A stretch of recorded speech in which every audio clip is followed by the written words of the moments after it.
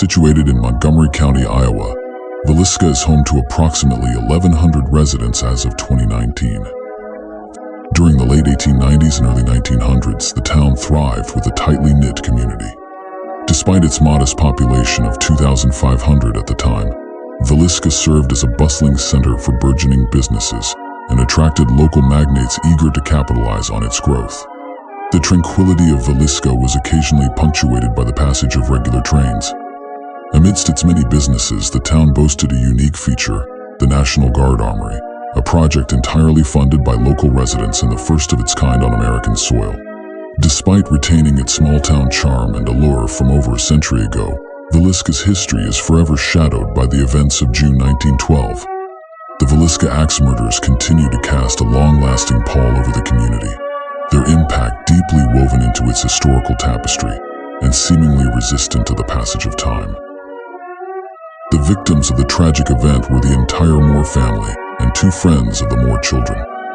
Josiah B. Moore, 43, Sarah Moore, 39, Herman Montgomery Moore, 11, Mary Katherine Moore, 10, Arthur Boyd Moore, 7, Paul Vernon Moore, 5, Lena Mae Stillinger, 8, Lena Gertrude Stillinger, 12. Josiah B. Moore, the patriarch, was a respected businessman in Villisca, demonstrating prowess in various endeavors. After amassing wealth in his 30s, he married Sarah, and together they raised 4 children. The Moore family was highly regarded throughout Villisca, known for their generosity and kindness. They were active members of the community, regularly attending church and maintaining strong connections with their neighbors. However, Josiah had accumulated a number of adversaries both personally and professionally. June 10, 1912, on the morning of June 9th, Josiah and Sarah prepared their children for the eventful day ahead.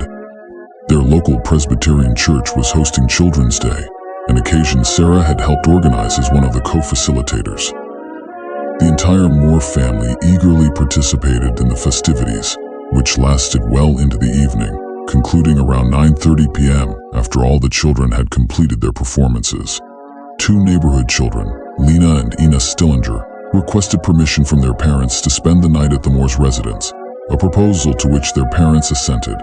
After departing from the church, the Moore family, accompanied by the 2 Stillinger girls, returned to their home as evening descended.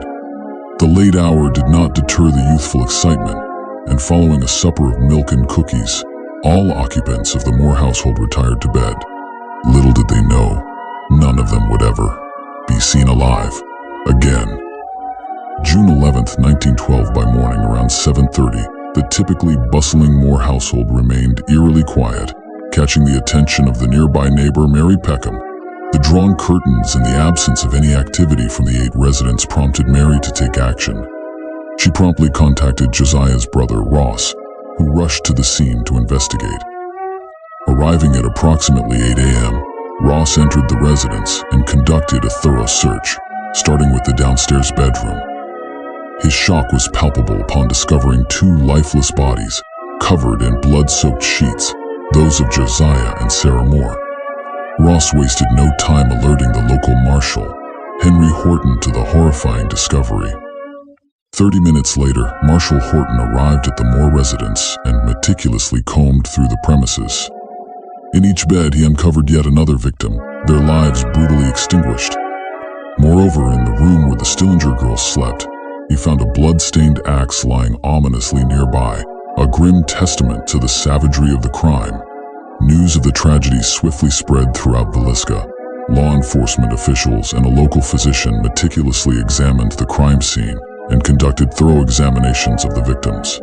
Dr. F.S. Williams, the initial medical examiner at the scene, determined that the assaults occurred between midnight and 5 a.m. Each victim bore between 20 to 30 axe wounds, resulting in gruesome and bloodied injuries. While Josiah suffered blows from the blade of the weapon, the rest of the victims endured blunt force trauma from its handle. This distinction suggests that Josiah may have been the primary target of the assailant. 7 of the 8 victims met their demise while in a state of slumber. However, signs indicate that 12-year-old Lena Stillinger may have been awake at the time of the attack.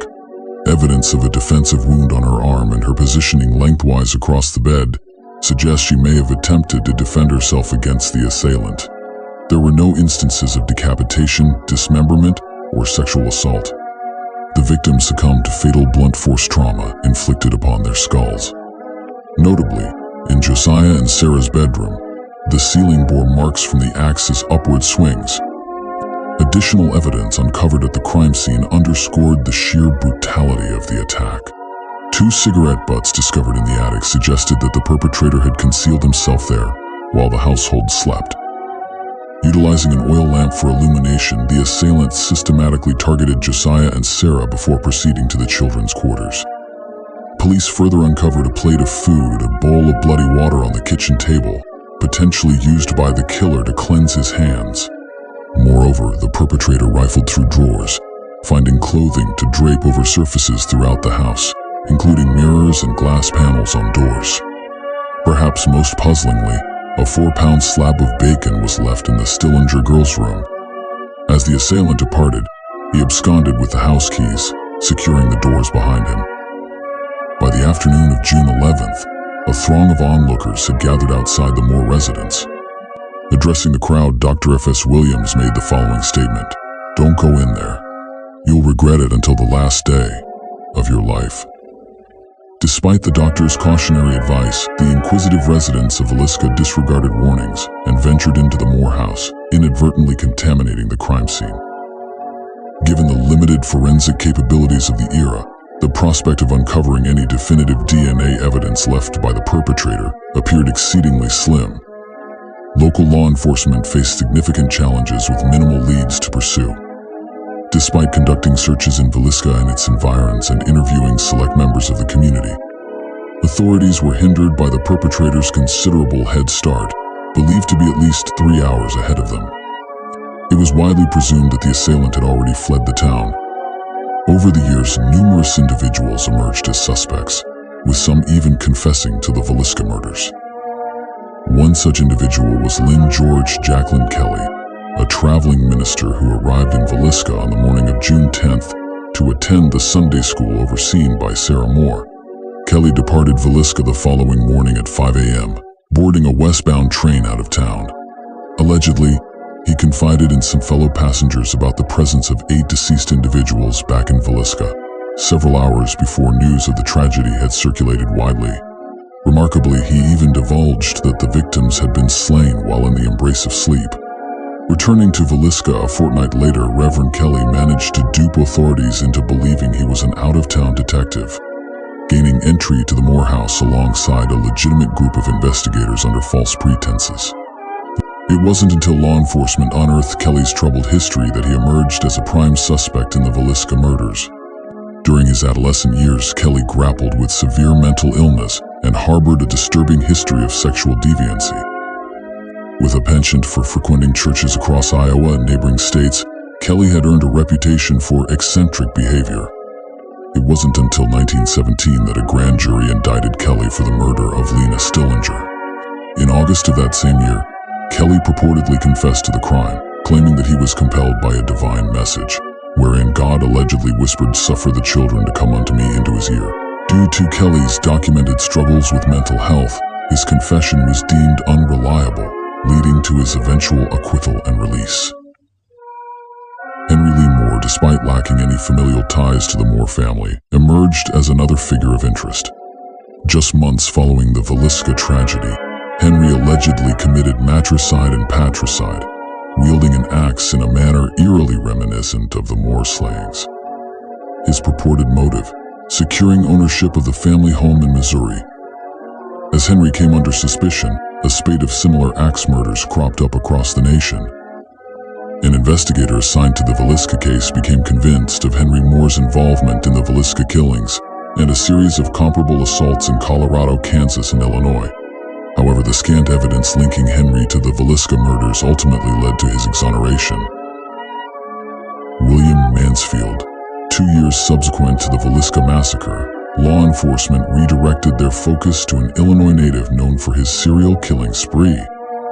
William Mansfield perpetrated a grisly act, mirroring the method of the Moore family murders, by slaying his wife, daughter, and in-laws. Subsequently, investigators established connections between Mansfield and Axe Murders in Kansas and Colorado, even implicating him as a suspect in the infamous Axemen of New Orleans case.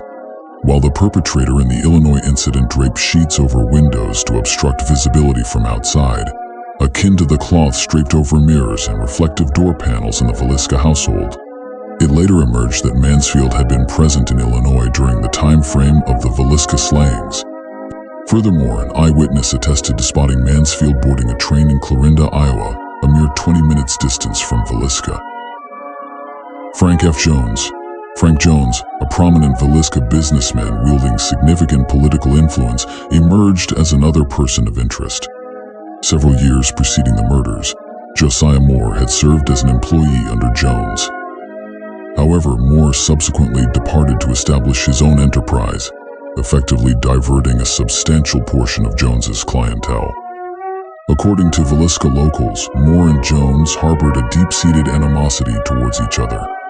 Nevertheless, the notion of Jones resorting to murder against his business rival was widely viewed as implausible.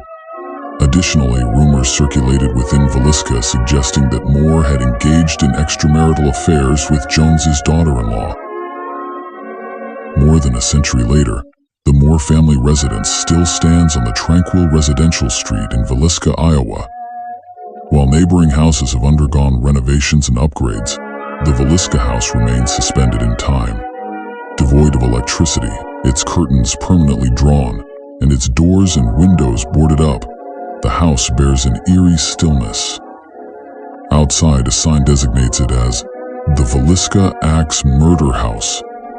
The Villisca house has transformed into a destination, drawing the attention of tourists with a morbid curiosity.